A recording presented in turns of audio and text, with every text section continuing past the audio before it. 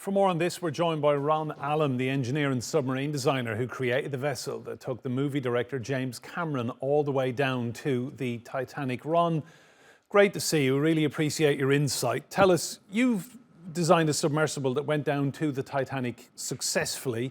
Talk us about what it's like on board and what it could be like when the systems fail and you're at the bottom of the ocean. Yeah, our deep sea Challenger that went to the bottom of the Marianas Trench was designed for very deep diving, possibly 2-3 times greater depth than Titanic. We had a very small space.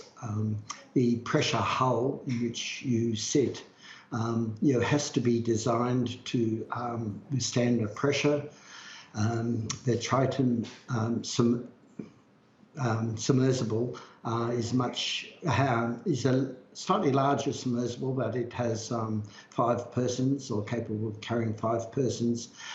It is larger, and the forces on that vessel are much greater because of the larger surface area. So the design has to be very special. The inside of the vessel has an oxygen supply and a system to scrub the carbon dioxide.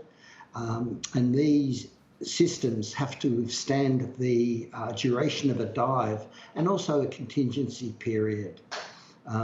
We are all hoping that the people, the occupants on board, are conserving this oxygen by resting, perhaps sleeping, just waiting for that rescue.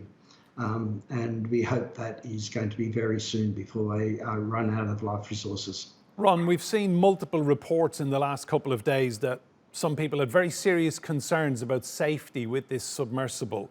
From what you've seen, are they correct? Yes, it's certainly you want to design and build a submersible to meet compliance. I think in this day and age, then that should be the target. Deep Sea Challenger was a personal craft for James Cameron. We aimed to meet compliance. In fact, our pressure hull did meet compliance. There are some rules that are very difficult to meet with such a large, heavy, deep diving submersible. One of those is the freeboard, so that persons can exit the sub without the assistance of a surface vessel. That is a very hard compliance to meet, and certainly the Titan and other submersibles do not meet that requirement.